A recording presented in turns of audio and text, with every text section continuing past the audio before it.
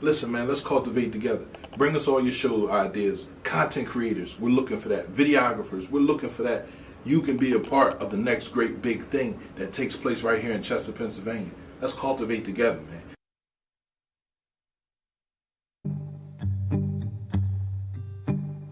When the night has come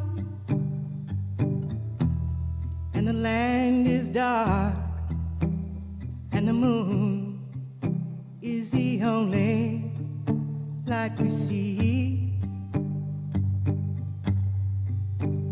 no, I won't. Hello, and welcome to an African Diaspora Coalition Herbal Wellness Plant Medicine Workshop. Today we're going to be talking about adaptogens, specifically ashwagandha, nettles, holy basil, and rhodiola. But first, in the framing part of our workshop, I'd like to take some time to consider the types of herbalists that we may encounter as we work in our communities, or who we may want to approach if we're looking for an herbalist. There are home herbalists, community herbalists, herbal educators, herbal suppliers, herbal preparations formulators, herb growers, and clinical herbalists.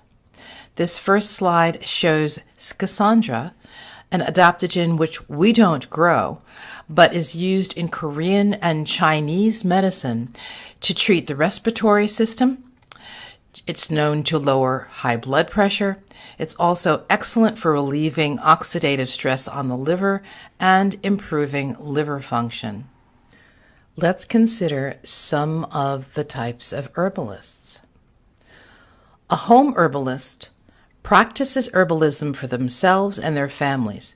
They may or may not have had formal training, but plant medicine is an important part of their daily life. It is who they are. It's a lifestyle. It's completely integrated into their lives. This kind of herbalism is often passed down through family elders or spread through friends. Community herbalists have formal training in herbalism, having completed plant medicine coursework and training programs, or have apprenticed with master herbalists. They work with the public, often incorporating herbal preparations into their practice. A community herbalist is frequently the person who we find combining herbalism with other helping professions, operating herb shops, and offering community herbal education. Clinical herbalists, in addition to their formal training in traditional herbalism, are educated with a heavy focus on evidence-based science. Clinical herbalists often work predominantly in a one-on-one consultation setting, and although they can't diagnose or treat, they usually do a health intake and can give personalized advice. The herbal educator may fit into several categories of practicing herbalists, or their focus could be predominantly on education. An herbal supplier is a source for herbs and herbal products. Suppliers may work in brick-and-mortar shops, online shops, at distribution events, or booths at farmers markets, or all of the above. An herbal supplier is often a community herbalist or other type of herbalist in addition to supplying herbs and herbal products. An herbal formulator is someone who makes herbal remedies such as extracts, infusions, tea blends, balms, or any of the herbal preparations for internal or external use. An herbal formulator is often someone who fits into several other herbal categories, or they may put all of their focus on making products. An herb grower cultivates herbs to make their own products, to sell directly to customers, or sell to other types of herbalists. Please be aware that there is no herbalist licensing body in the United States. There are certificates in herbalism awarded after completion of curricula offered by herbalism schools. However, herb schools vary in their rigor, so what certificates from various schools represent is different. The African Diaspora Coalition and Singularity Botanicals are members of the American Herbalist Guild, and we are compliant and abide by current good manufacturing practices. We have been honored to have received the 2020 Small Business Award in Delaware County, Pennsylvania for outstanding performance out of a field of 800 candidates. In 2021, we have been honored to have received the Sojourner Truth Award for outstanding community service by the Chester, Pennsylvania chapter of the National Association of Black Business and Professional Women. So let's talk about adaptogens. Adaptogens have stimulant properties that help us adapt to and/or counteract the harmful effects of stress. Stress physically damages the body, harming the neurological, endocrine, and immune systems. Adaptogens enhance nonspecific resistance to stress and decrease sensitivity to stressors. They stabilize physiological processes and promote homeostasis, a natural state of equilibrium. When we face a physical or mental stressor, our bodies go through what's called the General Adaptation Syndrome, GAS. GAS is a 3-stage response: alarm, resistance, and exhaustion. Adaptogens help us stay in the resistance phase longer via a stimulating effect that staves off exhaustion. So rather than crashing in the midst of a stressful moment, a stressful task or event, we're able to sustain equilibrium and can press on.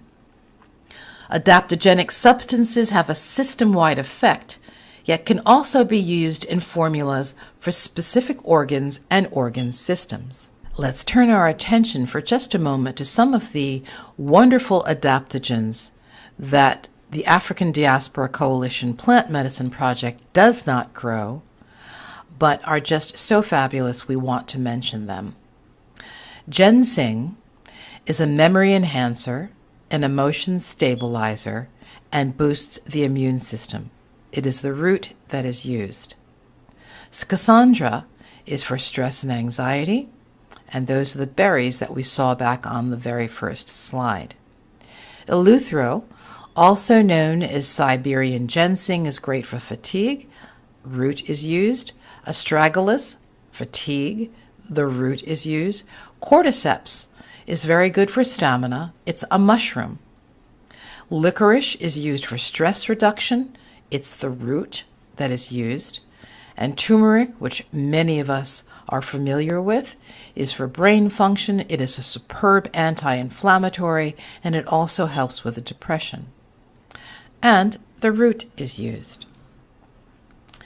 So, getting back to the characteristics and benefits of adaptogens, they enhance focus, attention, performance, and endurance in fatigue. Adaptogens lessen stress-induced impairments and disorders related to the neuroendocrine and the immune systems. We can use adaptogens for a few days or weeks to get through a stressful life experience, or we can take them for a stretch of chronic upheaval in our lives. We suggest rotating the types of adaptogens taken after 6 weeks so that the body can benefit from the subtle nuances among herbs. Use them to cope with intense, stressful periods and/or to stay generally energized over the long term. When we're stressed, our adrenal gland releases the hormone cortisol, which then energizes us to tackle emergencies. But too much cortisol, too often, damages our bodies. Use of adaptogens reduces the inordinate flooding of stress hormones in the body. Adaptogens indirectly help with other health issues as well, like pain, digestive concerns, and insomnia. This is because stress, especially chronic stress, sets off a cascade of physical responses that affect the immune function, affect hormones, cognitive function, and our internal clock called the circadian rhythm. If stressors persist, we risk chronic illness in one or more organ systems. So let's consider the adaptogens that we grow. Holy basil is a favorite medicinal herb, also known as tulsi. The part that we use are the leaves, the stems, and the flowers. It's an annual or short-lived perennial that grows up to 3 feet. The stems are hairy with toothed leaves, and it prefers well-drained soil that's enriched with organic material. Holy basil prefers full direct sun, but will tolerate some shade, and it loves heat. It grows easily from direct seeding in the ground, takes 7 to 14 days to germinate in warm temperatures. We keep it watered, but not overwatered. From seed to first harvest is about 2 months. We harvest the leaves and stems as needed throughout the growing season. Holy basil is a warm, aromatic member of the mint family.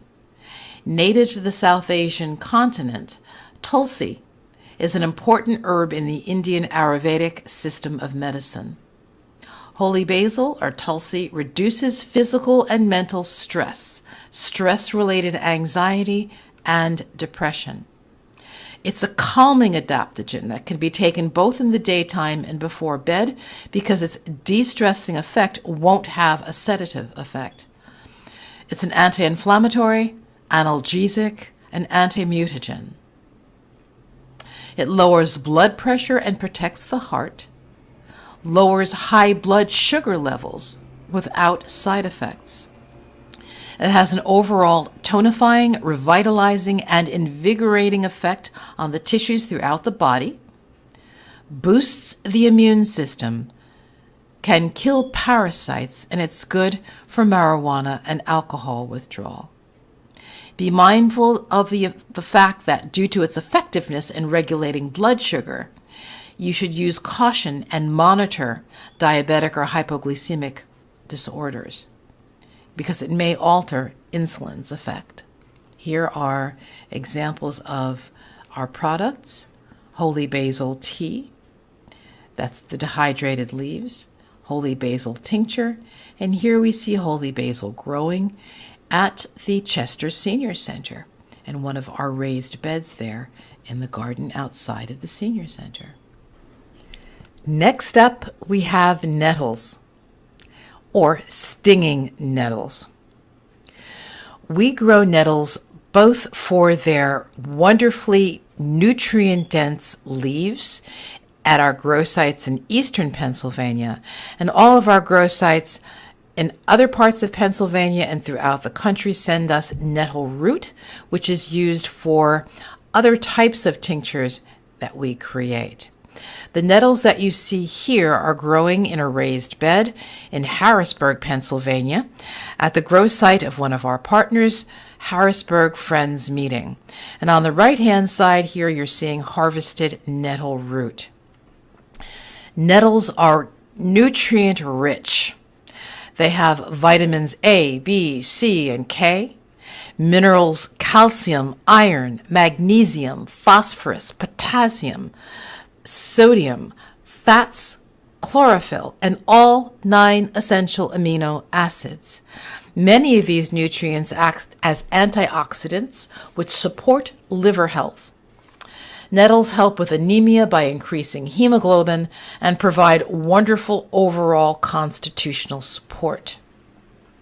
Nettles help regulate blood sugar, and acting as a vasodilator, it lowers blood pressure by relaxing and widening blood vessel walls, the muscles. The root supports prostate health by preventing the conversion of testosterone into dihydrotestosterone, which causes enlargement. They support relief from hay fever and seasonal allergies by reducing inflammation. Nettles are a mild detoxifying diuretic and can stem excessive bleeding.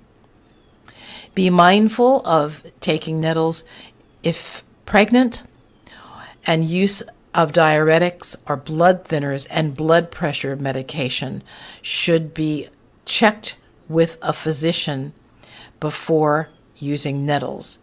These herbs are so effective that if taking other medications, you need to consult with your healthcare practitioner and or your herbalist to make certain that you are working effectively to complement your already existing medical regimen. And here you see nettle root that has been harvested and nettle cuttings. As mentioned before, the part that we use are the leaves and the roots. Nettles prefer rich, moist soil.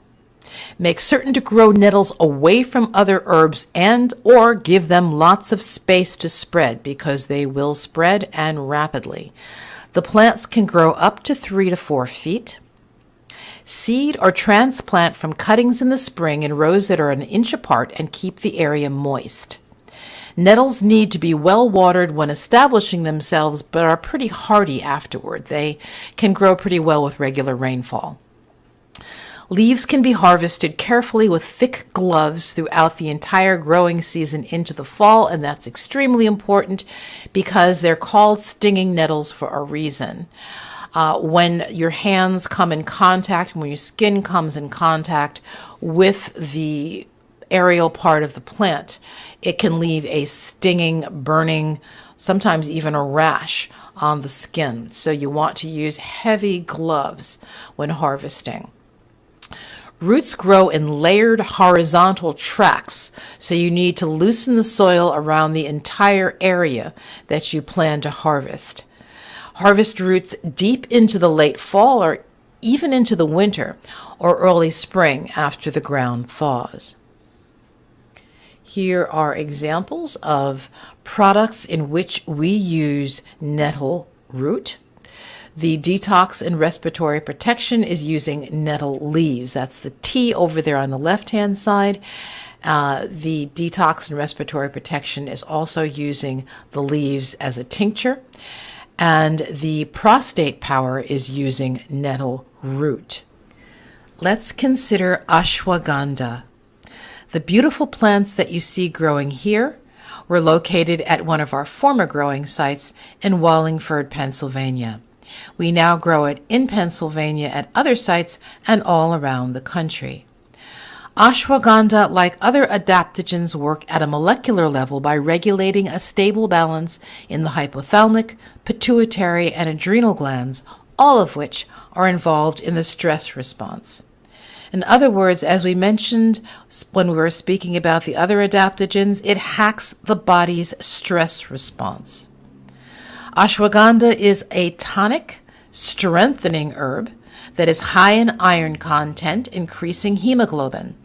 The berries are a blood tonifier that improves circulation and absorption of nutrients by the cells. It's used as a liver and kidney tonic. Ashwagandha is also considered a longevity-promoting anti-aging herb. It enhances psychomotor coordination, improving athletic performance. It promotes sexual vitality, endurance, and stamina, rejuvenating tissue throughout the body. It normalizes reproductive hormones and increases sperm count. Ashwagandha is also known to clear the mind, improve the memory, and promote restful sleep. It boosts immunity, supporting the entire constitution, promoting health and systems balance. And as always, be mindful of using ashwagandha, other herbs, and any pharmaceutical when pregnant. The parts of the plant that we use are the roots predominantly, and the berries to reseed. However, the entire ashwagandha plant can be used, roots, leaves, and berries. The berries are edible in reasonable doses. They ripen in the fall. The leaves have toxin-expelling medicinal properties. The plant grows up to about 3 feet tall. Plant the seeds 1/2 inch deep and 6 inches apart directly in the ground after the last frost, and then thin out the seedlings later. Seeds germinate best in about 2 weeks when the ground is warm and the temperature is around 70 degrees. Plants can be started indoors. Ashwagandha has no special soil treatment that is needed. Water the seedlings well and evenly while they're establishing. The roots are a first or second year harvest. The medicine isn't as potent in the roots after that. Harvest in the late fall or early spring as soon as the ground thaws. And you see the two products in which we use ashwagandha. The ashwagandha on the left-hand side is our general population ashwagandha ratio of plant matter. And the Brothers Blend ashwagandha is a stronger strength ashwagandha, using it specifically for male reproductive purposes. Next we have rhodiola, Rhodiola rosea. Rhodiola has a history of centuries of folk use in Russia, Scandinavia, China, and India, and has been a subject of many clinical studies. The genus Rhodiola consists of nearly 200 species. At least 20 species are used for health-promoting effects. The best known is Rhodiola rosea, now cultivated in Europe and North America. Rhodiola specifically enhances the natural resistance of the body to both physical and behavioral stresses, fighting fatigue and depression. Athletes use it to prevent fatigue and improve performance since rhodiola is allowed by sports regulators. It's indicated for age-related conditions and depression.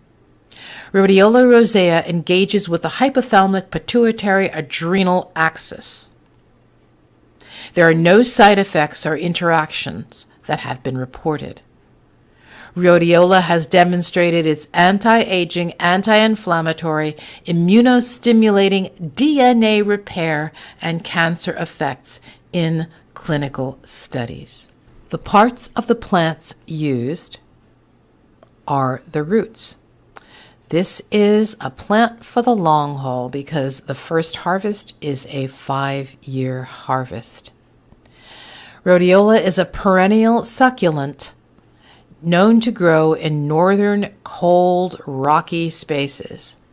Rhodiola prefers the rocky soil and long periods of freezing temperatures. Keep the seeds in the refrigerator for about 6 to 8 weeks prior to planting. Start the seeds in plug trays, planting them close to or on the surface. Keep the seeds well watered with a spray mister bottle while they're germinating so as not to dislodge them. The seeds germinate in 3 to 4 weeks in 50 degrees. Transplant to small containers protecting the seedling roots, and then find a spot in the garden for them that receives full sun. Rhodiola will not grow in shade. In closing, I'd like to draw your attention to where the Plant Medicine Project and Singularity Botanicals fits into the overall constellation of projects that constitute our network. The Plant Medicine Project and the grow sites that are connected thereto provide medicinal herbs that Singularity Botanicals distributes free of charge in communities which are extremely economically distressed. The circles, the specialty circles that you see arrayed along the periphery of Singularity Botanicals and the Plant Medicine Project are the herb education sites in Chester, where we get information out about medicinal herbs and what they do in the body and how to grow them, etc., as well as the Chester grow sites. These are the grow sites in the Eastern Pennsylvania hub. Healing Roots and Branches is a circle of grow sites that are throughout the country, in Vermont, in upstate New York, in Maryland, in Pennsylvania, outside of Eastern Pennsylvania, in Ohio, etc. And we have a new circle of Quaker grow sites that are predominantly in Pennsylvania, and we have additional grow sites, Quaker grow sites, meaning grow sites where Quaker meetings on their meeting house grounds are growing medicinal herbs for our network. We have some folks coming in from Ohio and New York from Quaker meetings into that circle as well. And it's all supported by a wonderful team of business development, marketing and distribution, branding, and packaging folks on the Singularity Botanical side. Everything is done sociocratically, which means that it is egalitarian, it is flat. Everyone not just has an opportunity to speak as we go through this process of producing medicinal herbs for distressed communities and doing the work that we do, but also has the opportunity to influence policy, influence decisions in all of those circles that you saw on the map.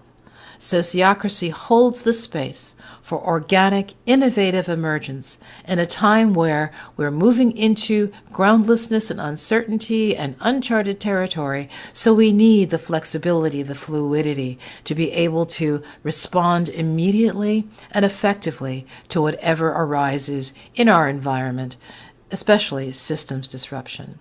So sociocracy provides the space in which all of this happens. And of course, we claim control of our health naturally. It's all about African American self-care sovereignty. We are addressing intergenerational health conditions in the Black community. We are preparing for systems disruption that is already here, but which will accelerate, and we're producing plant medicine locally to meet our own needs. Thank you for listening. We look forward to being with you in subsequent herbal medicine workshops.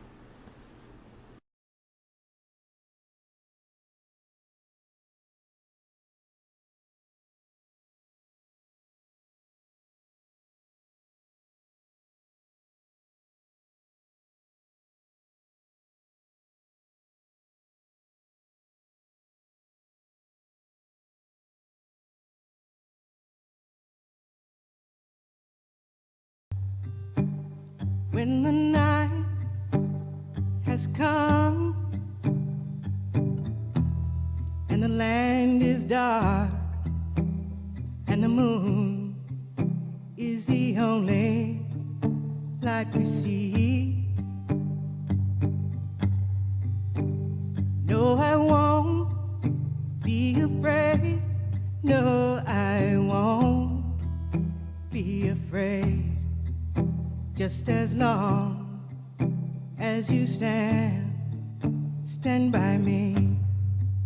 Hello, everyone, and welcome to this window into how medicinal herbs are transforming health, well-being, and the overall life quality of friends and neighbors in these challenging times. More and more people are learning about the benefits of complementary alternative medicine, particularly plant medicine, in the form of medicinal herbs which can transform the quality of our lives, our health, and our well-being. My name is Pamela Boyce Sims, and I convene the African Diaspora Earth Care Coalition and Singularity Botanicals, two organizations dedicated to putting control of health, self-care, and well-being back into the hands of individuals and communities. We have learned so many lessons about how fragile the healthcare system is.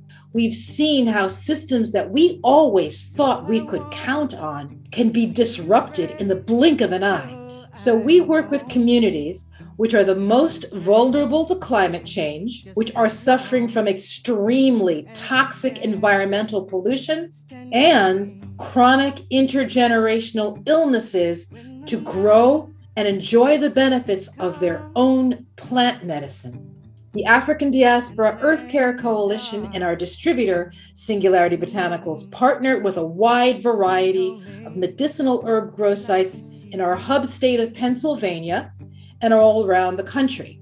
Our medicinal herb partners range from tiny house cooperatives to small farms, Quaker meetings and Baptist congregations, Buddhist monasteries, to community centers and arboretums. Today, we're going to hear from some of the people who are enjoying stronger, more robust health as a function of taking our medicinal herbs. and learn about what interested people in growing medicinal herbs in and for distressed, climate change vulnerable populations. How long had you been dealing with the condition before you decided to go with medicinal herbs?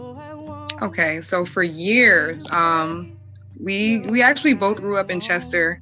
I know there's a lot of refineries and things in the area, but for years I had this mucusy feeling in my chest, and I had this terrible cough that I couldn't get rid of. I went to the doctors a few times. I've tried allergy medications. I've tried steroids. I've tried all types of things. And in the end, the medicinal herbs was the one thing that I actually saw an instant improvement. Like, I actually could feel my symptoms relieving and see them go away. It was crazy. It's definitely crazy. Wow. So when you say congestion, was it problems breathing, not being able to take deep breaths, or was it kind of rattly or phlegmy or wheezing? Definitely rattly. Like, if I would inhale, I would always go into a cough. Or at night, I would wake up in the middle of the night just coughing and coughing and coughing. And they always told me it was something called postnasal drip. Okay. So, I went to pharmacy technician school, so I knew a lot about medication, and I always chose not to take medication, the medication route. So I didn't want to keep doing, all the prescriptions and things like that. That just wasn't working out. I thought I was allergic. We had a cat at a point. I thought I was allergic to the cat. We stopped doing animals. We started dusting more. We started opening windows in the wintertime, just everything. And there was literally no relief, literally nothing. Gosh. So describe how, when you're taking the medicinal herbs, can you describe what your breathing is like, or how did you know that there was a change? I mean, can you describe physically what was going on there? Well, I started in about August, and I want to say the beginning of September was a little rough because it was kind of I guess I could feel it breaking up. It was kind of getting worse. One of those things that gets worse before it gets better. Mm-hmm. I kind of could feel my chest loosening up, and I was bringing up all kinds of things. But good. By the end of September, I was inhaling and exhaling. I'm like, wow, you hear that? I'm not coughing. It was definitely different. It was very different. Very different. It was in a really good place, because I had just been moving in with my grandmother for the last couple of months, and I had issues stockpiling on each other. I had trouble sleeping. That was just a detriment to just the amount of work I was putting in through college and stuff. And then came the memory loss when I got sick last year. So for some reason, I just couldn't retain the same information that I used to. Pen and paper helped me manage a little bit, but at that point, it was just I had no idea how to get that extra step to feel better. Now, my grandmother, she's very strong on herbal teas and just drinking, eating healthy in general. So when we went to one of these functions, I was like, oh, sure, I'll just go with you, Grandma, just make sure you're all right, And then when we actually got there, it was oh, okay, there's a little bit of stuff here for me too. So, I started reading around, and it was the first event that I went to where I had the personal trainer. That's where my outlook on just what I can do to change myself really just started expanding there, because it just went from, okay, well, maybe just a therapist or something will probably help me out. But then I realized there's stuff that I can do myself, right? I could actually get up out the bed and go to the gym or something, or, take a little bit of supplements a day to get me to go by. And that's something that I hold dearly these last couple of months. I'm telling you, if you had seen me from June into now, you think I'm a completely different person. My energy is different, my attitude. I move a lot better now. I have a consistent schedule at the gym. I'm doing well in an internship. It's funny how a lot of these things just kind of line up, but it really just started with that changed mindset that I just wanted better for myself. And luckily you guys kind of helped me out at the right time. Members of Harrisburg Friends Quaker Meeting Pennsylvania Plant Medicine Grow Site partners talk about how their group went through the process of becoming a medicinal herb grow site. They now produce nettle root, which is an ingredient in one of our men's health tonics, and dandelion root, a liver cleanser that detoxifies the body. Partner grow sites at a distance from eastern Pennsylvania grow sites cultivate herbs whose medicinal properties are found in the roots, which can be more easily shipped here to us in eastern Pennsylvania. They grow echinacea, burdock, ashwagandha, dandelion root, elecampane, valerian, and nettle root. Let's take a listen to how their Quaker meeting became a medicinal herb grow site that will serve community members where their Quaker meetings are located in Harrisburg. I heard about it and became curious when I was involved with the Community Supported Enlightenment run by Pamela. And during some of those sessions, and I ended up asking Pamela about it and decided to bring it to the meeting. A group of us that were interested in Carter's leading, and so then he arranged for Pamela to speak to us. And this was about a year later, so this was in the spring of 2021 when she actually spoke to our core group, and she outlined the project and how her organization would pay for the materials, and basically Harrisburg Friends Meeting, if we were interested, would supply the sweat equity of creating the beds and planting the things and harvesting. And she told us like exactly what we needed to do and told us what to start with, which would be easier. And so a kind of a group came together and said, okay.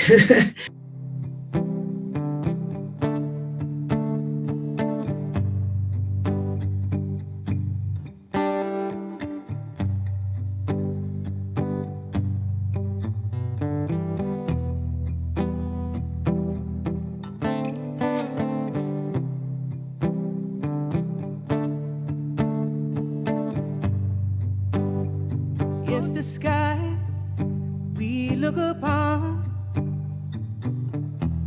should tumble and fall, or the mountains should crumble to the sea, I won't cry, no, I won't shed a tear, just as long as you stand by me. If the sky we look upon should tumble and fall, or the mountains should crumble to the sea, I won't cry, no, I won't shed a tear, just as long as you stand by me.